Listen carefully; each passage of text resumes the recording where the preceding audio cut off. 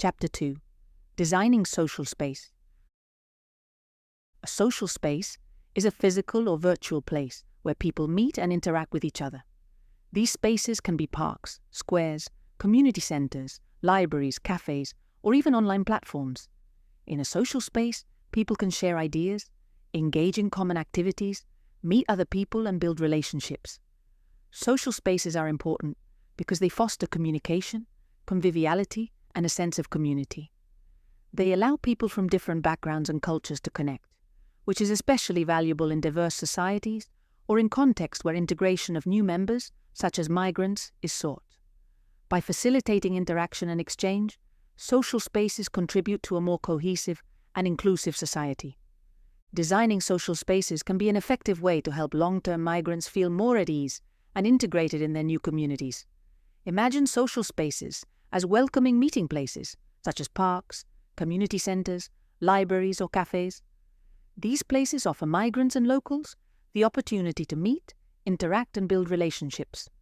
When social spaces are carefully designed, they can include elements that encourage mixing and interaction.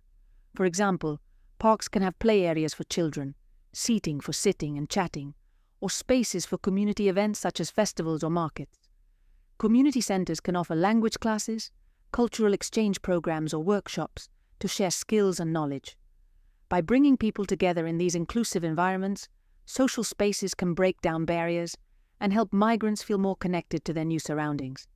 These interactions contribute to mutual understanding and respect between migrants and locals, fostering a sense of belonging and community. Well-designed social spaces create opportunities for people to meet, share experiences, and build lasting bonds, which facilitates the integration of migrants into their new societies. Therefore, the planning and design of social space is crucial for the integration and well-being of the refugee community in the respective host countries.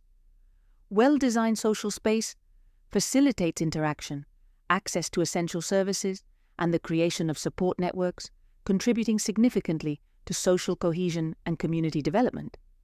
Planning and designing a social space that is welcoming and inclusive requires a reflective and collaborative approach that focuses on the needs and desires of the community it aims to serve. The process begins with a clear understanding that social space is not just a physical structure, but a living, dynamic environment that reflects the values, aspirations, and cultural richness of the people who will use it. Every decision in the design process should be guided by the goal of creating a space in which everyone feels valued, respected, and able to participate fully. The first step in planning such a space is to engage in meaningful dialogue with the community. This involves reaching out to various groups, such as long-term residents, migrants, refugees, and other stakeholders, to learn about their needs, desires, and challenges. Community meetings, surveys, focus groups, and workshops can be effective tools for gathering this input. By actively involving the community from the outset, planners and designers can ensure that the space reflects the lived experiences and expectations of those who will use it. Incorporating the needs and desires of the community into the design requires flexibility and creativity. Space should be designed to accommodate a wide range of activities and functions, from educational programs and cultural events to social gatherings and support services. This could involve the creation of multi-purpose rooms that can be adapted for different uses, or the design of outdoor areas that can accommodate both formal events and informal interactions. The aim is to create a versatile environment that can evolve with the changing needs of the community. Inclusion in design also means considering the physical and emotional accessibility of the space. This includes ensuring that the space is physically accessible to people of all abilities, with ramps, wide doorways, and accessible toilets. It also involves creating a safe and welcoming environment for all, with clear signage, comfortable seating, and spaces that encourage both privacy and social interaction. The use of color, lighting, and natural elements can contribute to a sense of calm and well-being, making the space more welcoming. Cultural sensitivity is another crucial aspect of designing an inclusive social space. The design should reflect and celebrate the cultural diversity of the community, perhaps through art, architecture, or the selection of materials that resonate with different cultural traditions. This not only makes the space more relatable to its users, but reinforces the message that all cultures are valued and respected. In addition, the programming and services offered in the space should be inclusive and focused on meeting the diverse needs of the community, whether through multilingual services, culturally appropriate dining options, or events that celebrate diverse cultural traditions. Sustainability should also be a key consideration in the design process. A well-designed social space is one that can be maintained and adapted over time, ensuring its long-term relevance and usefulness. This may involve choosing durable materials, designing energy-efficient buildings, or creating spaces that can be easily reconfigured as the needs of the community evolve. Flexibility and adaptability are key to the long-term success of social space. As the needs and circumstances of refugees and the local community change, the social space must be able to adjust and evolve. This may involve reconfiguring spaces, introducing new services, or modifying existing programs. Sustainability also encompasses social and economic factors, ensuring that the space remains accessible and affordable for all members of the community. Ultimately, the success of a social space depends on its ability to foster a sense of ownership and belonging among its users. When people feel that their voice has been heard and their needs have been taken into account, they are more likely to take pride in the space and contribute to its maintenance and evolution. This sense of ownership can be further strengthened by encouraging community participation in the ongoing management and programming of the space, ensuring that it continues to reflect the values and aspirations of the community. In conclusion, planning and designing a welcoming and inclusive social space requires a deep commitment to understanding and incorporating the needs of the community.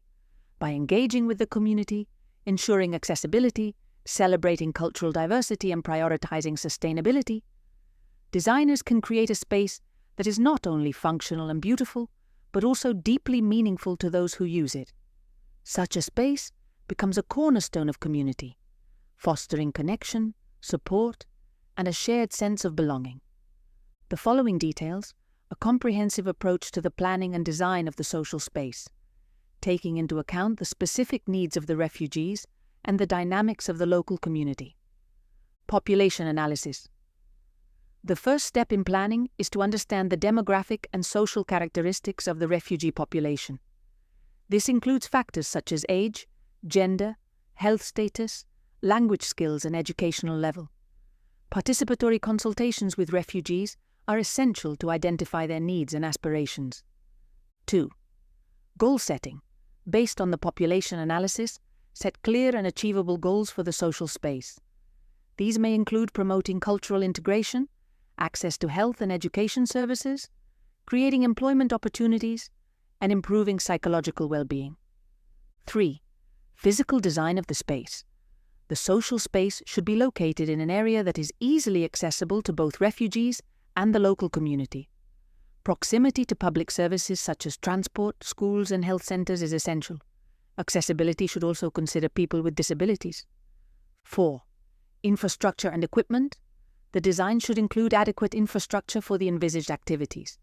This can range from multi-purpose rooms for workshops and meetings to green areas for recreation and sports activities.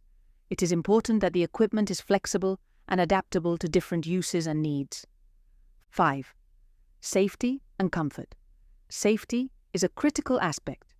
The space should be designed in a way that feels safe and welcoming to all users. This includes good lighting, rest areas, clear signage, and adequate security measures.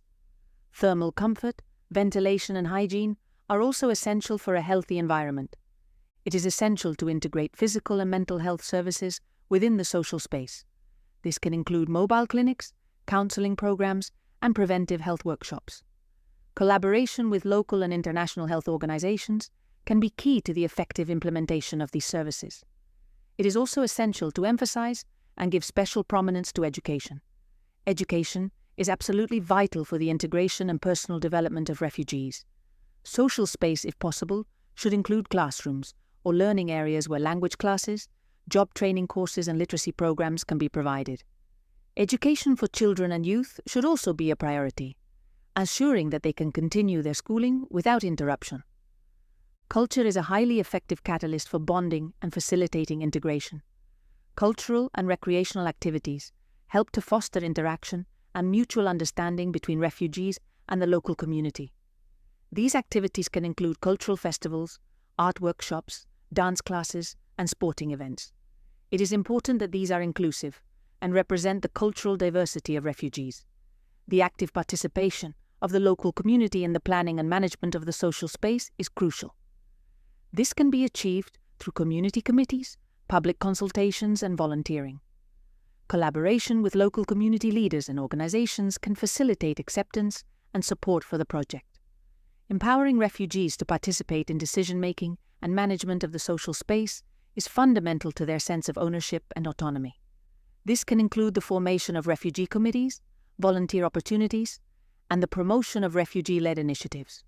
Creating a welcoming and inclusive environment for the refugee community in host countries is essential to facilitate adaptation and foster social cohesion. This environment should be designed to respond to the specific needs of refugees and promote a sense of belonging and active participation in the local community. The following is a comprehensive approach to creating such an environment. Physical space design. 1. Accessibility and comfort. The space should be located in an area accessible to all, including public transport and nearby services. It should have adequate facilities to ensure comfort, such as well-lit, ventilated areas and a design that facilitates mobility. The facilities should be accessible for people with disabilities, with ramps, wide corridors, and adapted toilets. 2. Cozy environments. Interior design should foster a warm and welcoming atmosphere. This can be achieved through the use of soft colors, natural lighting, and comfortable furnishings. Creating seating areas and common areas where people can interact informally contributes to a relaxed and friendly atmosphere. 3. Multifunctional spaces include flexible areas that can be adapted to different uses, such as classrooms for language classes, rooms for workshops and community events, and recreational spaces. The versatility of these spaces allows them to fit the diverse needs of the community. 4. Promoting cultural diversity. The environment should reflect and celebrate the cultural diversity of refugees. This can include murals, art exhibitions, and events that highlight Ukrainian traditions and culture. Offering cooking classes, art workshops, and cultural festivals also help to promote mutual understanding. 5. Facilitate active participation. Encourage the active participation of refugees in the management and activities of the social space. Including refugees in the planning and organization of events and programs helps to build a sense of ownership and empowerment. The creation of refugee committees or working groups can facilitate this participation. 6. Building support networks. Establish support networks within the social space that connect refugees with volunteers and members of the local community. Mentoring and community support programs can provide guidance and practical support in areas such as employment, education, and personal well-being. 7.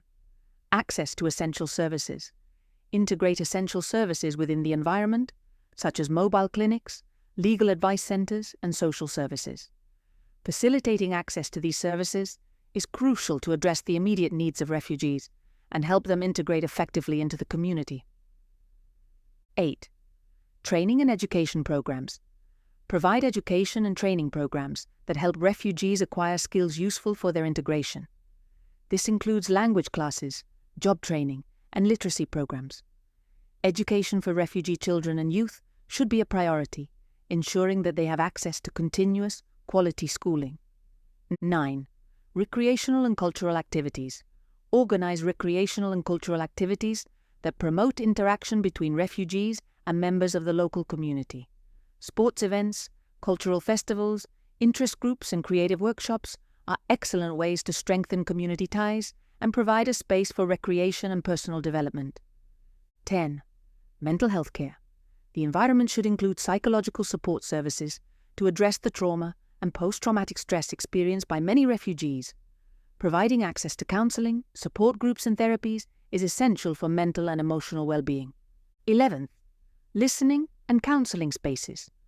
Create spaces where refugees can voice their concerns and receive counseling on various aspects of their lives, such as cultural integration, assessing services, and solving everyday problems. 12th. Collaboration with local organizations. establish partnerships with local organizations and NGOs already working in the field of refugee integration. Collaboration with these organizations can provide expertise, additional resources, and a wider support network. 13th, training and awareness raising. Provide training and awareness raising programs for members of the local community on issues related to the culture, needs, and challenges of refugees. This contributes to creating a more sympathetic and receptive environment. 14. Continuous feedback. Implement feedback mechanisms that allow refugees and the local community to express their views on the environment and services provided. This feedback is key to making continuous adjustments and improvements. 15th. Adapting to change. The environment must be flexible and able to adapt to changes in refugees' needs and circumstances. The ability to adjust services, activities, and facilities in response to feedback and changing conditions ensures the relevance and effectiveness of the social space. Creating a welcoming and inclusive environment always requires a holistic approach that considers physical, social, cultural, and emotional aspects. By designing a space that is accessible, inclusive, and adaptable, and by encouraging active participation and mutual support, an environment can be built that not only facilitates the integration of refugees and long-term migrants, but also enriches the community as a whole.